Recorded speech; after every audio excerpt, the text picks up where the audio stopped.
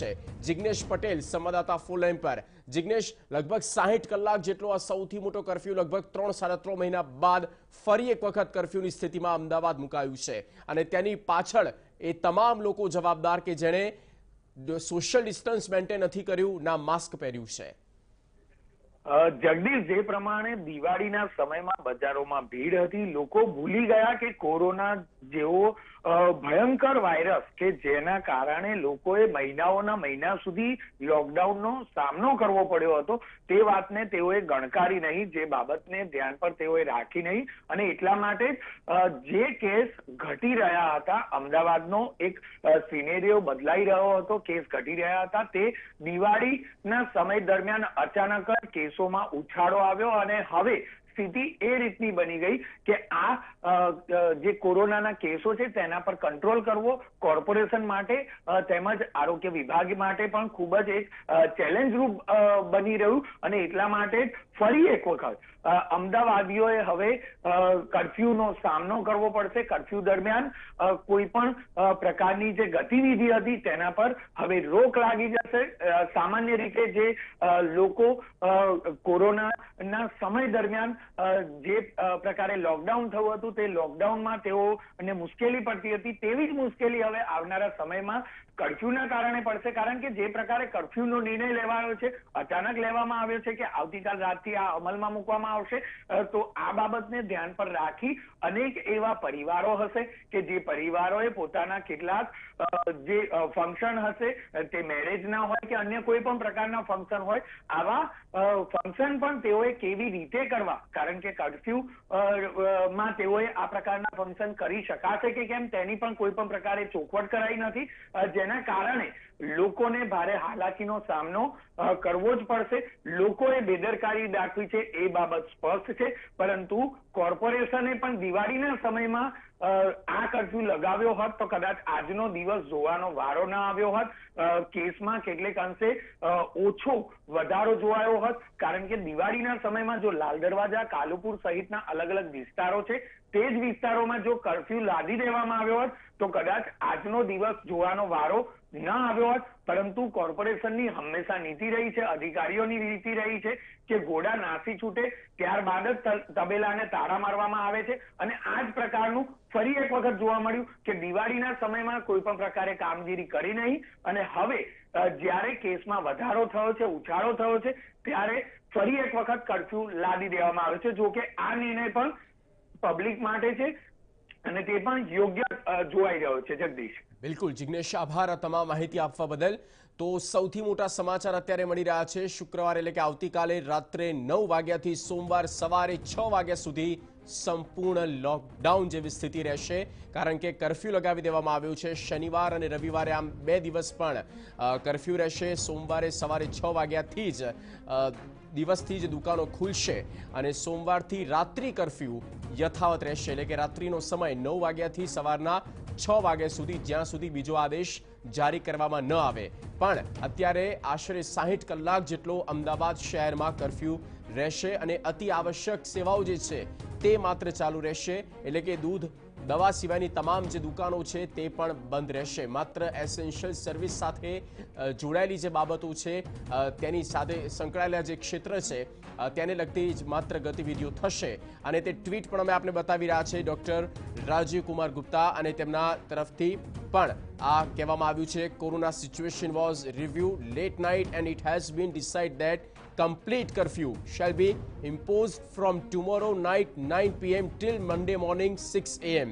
in city of Ahmedabad. During this period, only shops selling milk and medicines shall be permitted to remain open. એટલે એ જ વાત, માત્ર દૂધ અને જે મેડિકલ સાથે જોડાયેલી એસેન્શિયલ સર્વિસીસ એટલે કે દવા સિવાયની તમામ જે બાબતો છે તે બંધ રહેશે. અજય ઉમટ, વરિષ્ઠ પત્રકાર, જોડાયેલા છે. અજયભાઈ, જે એક્સપેક્ટેશન હતી એ તમામ અમદાવાદીઓની કે રાત્રિના દરમિયાન શું કામ, સવારે પણ કેમ નહીં, અને ક્યાંક એવું જ લાગી રહ્યું છે 60 કલાકનો આ 3 દિવસનો સૌથી મોટો કર્ફ્યુ એક રીતે લોકડાઉન. એક રીતે લોકડાઉન પણ છે અને બીજી રીતના તમે જોવા જઈએ તો 60 કલાક સુધી સતત લાગલગાટ જેને કહીએ છીએ ને કે કર્ફ્યુ કરી અને આ સંક્રમણની ચેઇન જે છે તોડવાનો એક પ્રયાસ છે, આ એક પ્રયોગ છે. પણ એ પ્રયોગ એટલા માટે કરવો જોઈએ કારણ કે તમે જો એક વખત આ પ્રકારનો પ્રયોગ કરશો કે 60 કલાક સુધી કર્ફ્યુ રાખશો અને માત્ર એસેન્શિયલ કોમોડિટીઝ જે છે, દૂધ છે કે શાકભાજી છે કે મેડિસિન છે, એ જ અલાઉ કરશો તો લોકોને આ આખા ઘટનાક્રમની ગંભીરતા સમજાશે અને એ સમય દરમિયાન જે મેડિકલ ઇન્ફ્રાસ્ટ્રક્ચર જે ગોઠવવાની જરૂરિયાત છે, તાતી જરૂરિયાત છે, કારણ કે તમારે ઓક્સિજન બેડ્સ ગોઠવવાના છે, લેબોરેટરીની ફેસિલિટીઝ ગોઠવવાની છે, બૂથ તૈયાર કરવાના છે, તો એ સમય જે છે એ સમયનો સદુપયોગ પણ થશે. એટલે મને એવું લાગે છે કે જે રીતના એ લોકોએ સિચ્યુએશન રિવ્યુ કરી, કારણ કે આજે સાંજે એવું નક્કી થયું હતું કે માત્ર રાત્રિ કરશું, પણ જ્યારે સિચ્યુએશન રિવ્યુ કર્યું તો રિવ્યુ કર્યા પછી એ લોકોને એવું લાગ્યું કે કમસે કમ 60 કલાક સુધીનો આ કર્ફ્યુ જરૂરી છે. અને મને એવું લાગે છે કે અત્યારે આ તંત્ર સાથે સહકાર આપવા સિવાય બીજો કોઈ વિકલ્પ નથી આપણી પાસે, કારણ કે પરિસ્થિતિ જો કંટ્રોલ બહાર જશે તો આપણે ફરી પાછા તંત્રને બ્લેમ કરીશું. એટલે અત્યારે તંત્રને આપણે સહકાર આપી અને 60 કલાક સુધી આ સંક્રમણની ચેઇન તોડવા માટે એક પ્રયત્ન કરવો જોઈએ. બિલકુલ અજયભાઈ, આભાર અમારી સાથે વાતચીત કરવા તે બદલ. તો અજયભાઈ ઉમટકે જો એ જણાવી રહ્યા છે કે અત્યારે માત્ર સાથ સહકાર આપવો જ પડશે તંત્રને, કારણ કે ન માત્ર આમાં તંત્ર એકલું જવાબદાર છે પણ સાથે સાથે આપણે સૌ કોઈ જવાબદાર છે. શુક્રવારે એટલે કે આવતીકાલે રાત્રિના 9 થી સોમવારે સવારે 6 વાગ્યા સુધીનો 3 દિવસનો 60 કલાકનો આ કર્ફ્યુ રહેશે. એક રીતે અમદાવાદ ફરી લોકડાઉનમાં આવી ચૂક્યું છે. જે ટ્વીટ સામે આવી રહ્યા છે તે પણ અમે આપણે ટ્વીટ બતાવી રહ્યા છે. રાજીવ કુમાર ગુપ્તા કે જેઓ અધિક મુખ્ય સચિવ છે તેમના તરફથી જે કહેવામાં આવ્યું છે, અમદાવાદમાં વધેલા કોરોનાના સંક્રમણને લઈને સંપૂર્ણ કર્ફ્યુ લગાવવાનો નિર્ણય લેવાયો છે.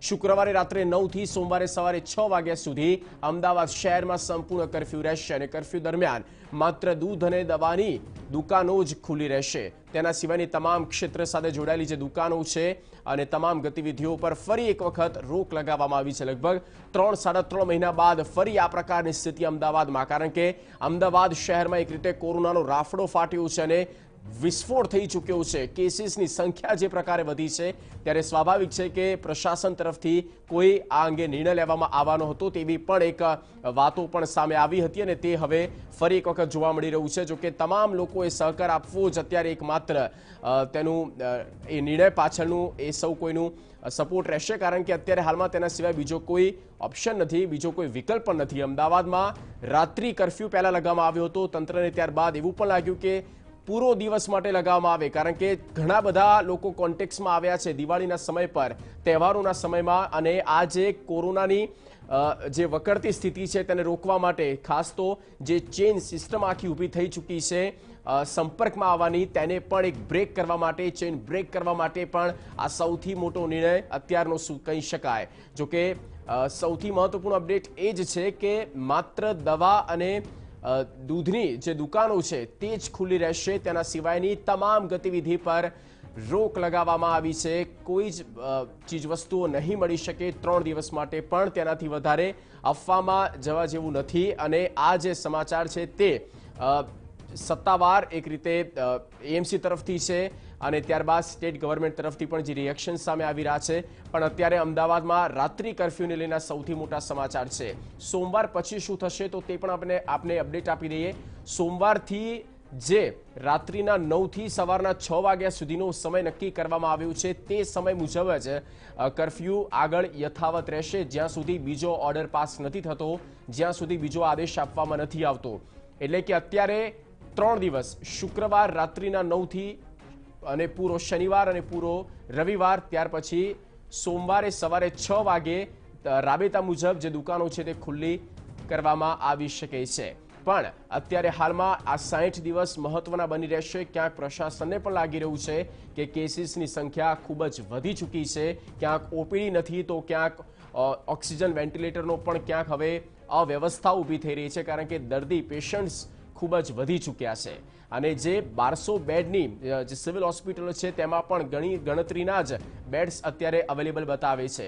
એટલે સ્વાભાવિક છે કે આ તમામ વ્યવસ્થાને પહોંચી વળવા માટે, તમામ સિસ્ટમને આગામી સમયમાં સુચારુ રીતે આગળ રહે તે માટે થઈને આ મહત્વપૂર્ણનો નિર્ણય કહી શકાય. 60 કલાક એક રીતે લોકડાઉન અમદાવાદમાં.